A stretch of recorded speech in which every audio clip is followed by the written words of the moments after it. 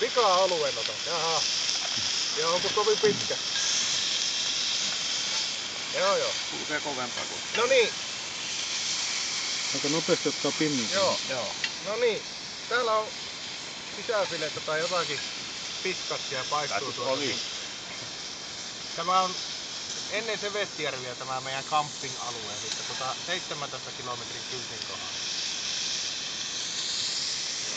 Pitää jotain savumia. No ei nyt ihan ehkä kyltin kohdalla, mutta siinä on aikamoiset tuttausjärjet kirjoittaa, mitä käydään metsässä.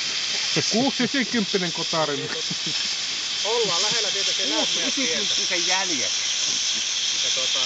Saattaa olla, että kun sammuttaa koneen, niin kuulee. Voi huutaa sinne. Huua sinne 17 kyltin kohdalle, että haloo. Sano, että ja kakkosella rajoittaja, niin me kuullaan. Järviä, niin katsot vasemmalle. Vasemmalla puolella. No niin, moro. Olisi sanottu vettää kakkosella rajoittajan koko ajan, niin kuullaan kun kuullaan. Se on jännä kaveri, se on aina alueella. Se on niin kuin kasvualueella. Se meidän Rovaniemelläkin se oli ihan pika-alue tässä nyt. Tulee tuolta, se tuossa vaan pykältää 6 kuulee.